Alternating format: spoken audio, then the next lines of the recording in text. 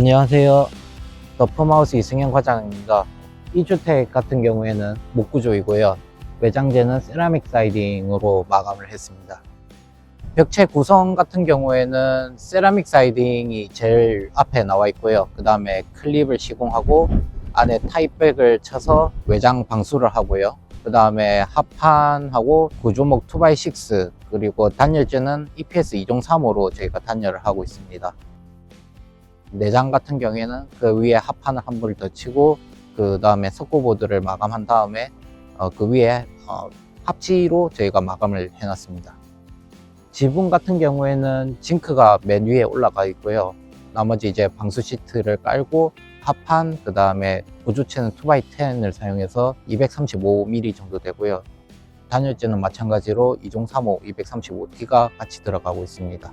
지금 보시는 거와 같이 처마는 이렇게 양쪽으로 이렇게 빠져나와 있고요. 마감 같은 경우에는 스프루스 루바로 마감을 해서 목조주택인 거를 조금 더 강조를 했습니다. 데크 같은 경우에는 저희가 현무암으로 전부 다 마감을 했고요. 3편까지는 저희가 건축비 안에 포함이 되어 있습니다. 그 다음에 이 아래쪽에 보이는 현무암 같은 경우에는 저희가 시공하고 남은 자재 있었는데 건축주분께서 필요하다고 하셔가지고 바닥에 따로 정렬을 해 놓은 상태입니다. 그 다음에 여기 측면부 같은 경우에는 외부 수도 하나 저희가 그냥 빼드렸고요. 처마는 동일하게 스프레스 루바를 사용해 가지고 전부 마감을 했습니다. 그 다음에 이 문 같은 경우에는 다용도실에서 바로 바깥으로 나올 수 있게끔 저희가 설계를 해 놨고요. 네, 안에 들어가 보시면 아마 바로 다용도실이 나올 겁니다. 현관문 같은 경우에는 항상 쓰는 기밀 도어가 들어가고요. 외관 디자인은 블랙 계열 사용했습니다. 네, 이제 그럼 현관으로 들어가 보겠습니다. 밑에 바닥 타일 같은 경우에는 한 600, 600 정도.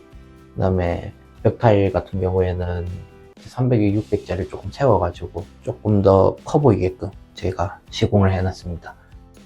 저희 항상 늘 자랑하는 8회로짜리 2개를 넣어서 16회로 전기는 무리 없이 쓸 수 있도록 저희가 넣어놨고요. 이제 여기 옆에 신발장 같은 경우에는 건축주님이 직접 따로 구매를 하셔가지고 설치를 하셨는데 잘 어울리는 걸 또 갖다 놓으셨습니다.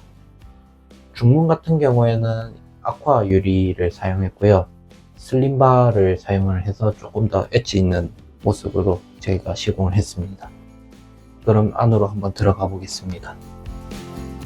이 주택의 실내 구성 같은 경우에는 거실하고 주방, 방 3개, 다용도실 하나 하고 그 다음에 욕실 2개로 구성이 되어 있는 주택입니다. 이 공간 같은 경우에는 거실인데요. 층고 같은 경우에는 2700이 적용이 되어 있고요. 아파트보다는 조금 더 큰 사이즈로 저희가 설계를 했습니다. 거실창 같은 경우에는 3000에 2100 정도 되고요. 영림 235바를 적용을 했고요. 유리 같은 경우에는 22T 유리 적용이 되어 있고요. 로이 아르곤가스 다 들어가 있는 유리입니다. 단열이나 보일러 같은 경우에는 바닥에 125mm 단열재가 깔리고 그 다음에 그 위에 엑셀 난방이 들어가고 방통 두께는 한 대략 60mm 정도, 그래서 다른 데보다는 조금 한 10mm 정도 또 두껍게 쳤습니다. 그 위에 제일 중요한 마감재는 SPC 돌마루를 사용을 해서 일반 강마루나 강화마루보다는 조금 더 내구성도 있고 수축 팽창에 대해서는 더 강한 그런 자재입니다. 보일러는 건축비 안에 포함인데 기름인지 가스인지 이거는 건축주분이 조금 선택을 해 주셔야 돼요. 벽 같은 경우에는 마감이 이제 벽지로 마감이 되어 있는데 목조주택이다 보니까 실크 벽지는 사용할 수 없고 이제 합지로 저희가 마감을 했습니다. 주방을 한번 보겠습니다.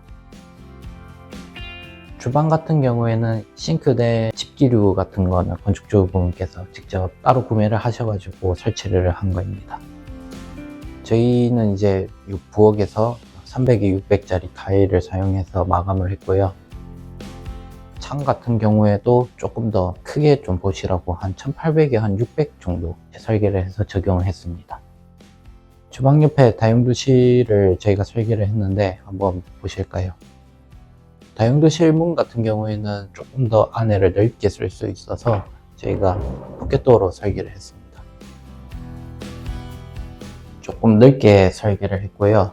이제 마감 같은 경우에도 전부 다 전체 타일을 사용을 해서 오염에 좀 강하게 설계를 했습니다. 타일 같은 경우에는 여기도 똑같이 300에 600 세워서 시공을 함으로 인해서 시각적으로 봤을 때 커 보일 수 있는 그런 효과를 좀 줬고요.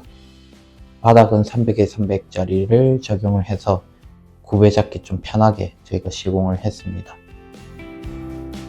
다용도실 같은 경우에는 세탁기라든가 그 다음에 김치 냉장고 또 여러 가지 좀 잡다한 이런 전원생활 하면서 놓아야 될 물건이랑 이런 공간들을 적재할 공간이 아무래도 다용도실이 제일 적합한 것 같아서 그래서 다용도실을 넓게 빼서 조금 실용적이지 않을까 그렇게 생각을 했습니다.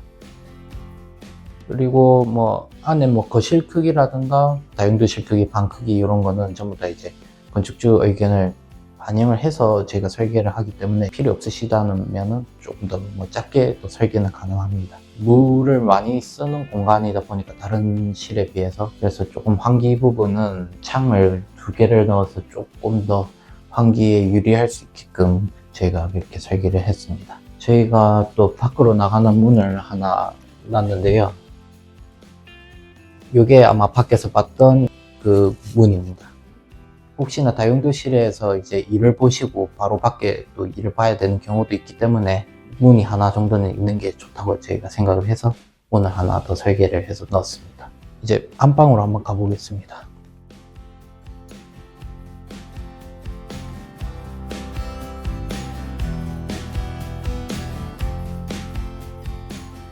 창을 갖다 조금 크게 뚫어서 밖에를 좀 시원하게 보실 수 있게끔 이렇게 설계를 했고요.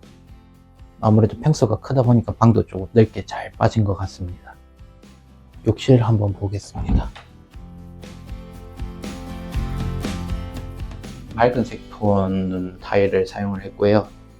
파티션 같은 경우에는 브라운 색깔 들어가 있는 유리를 사용했고 거울장도 조금 큰 거를 넣어서 좀 사용하기 편하게끔 했습니다. 이제 안방을 나와서 공용 욕실로 가보겠습니다.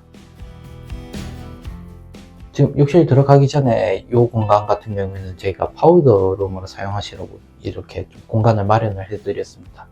이제 욕실로 한번 가보겠습니다. 안방하고 똑같이 적용이 되어 있고요. 파티션 하나, 그 다음에 거울장 하나 이렇게 구성이 되어 있습니다.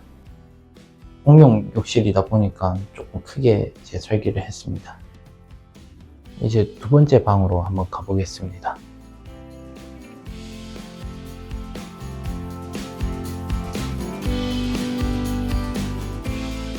창은 항상 좀 큰 게 좋다고 생각을 해서 방 설계할 때는 창을 조금 크게 설계를 하고 있습니다. 보시다시피 밖에 보기가 조금 편한 느낌을 주고 싶어서 이렇게 크게 설계를 했습니다. 붙박이장 같은 경우 보면 이제 안쪽으로 들어가 있는 이 공간을 통해서 이렇게 마련을 되어 있는데 이제 붙박이장을 넣으신다고 말씀하시면은 제가 이렇게 벽을 파가지고 이렇게 공간을 마련을 해드리니까 이거는 뭐 설계할 때나 상담할 때 말씀해 주시면은 이런 거는 적용을 해서 제가 설계를 해드리고 있습니다. 마지막 세 번째 방으로 가보겠습니다.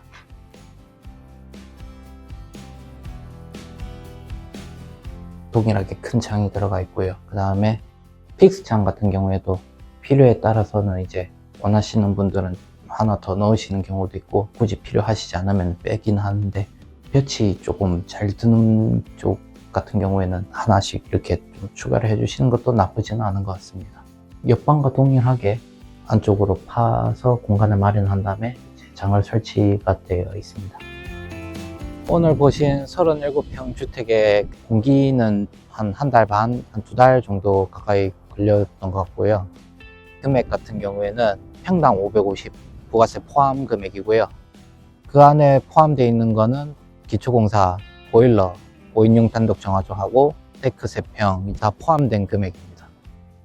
더 폼하우스는 항상 건축주가 원하는 주택을 짓기 위해 항상 노력하는 그런 기업이 되도록 하겠습니다. 감사합니다.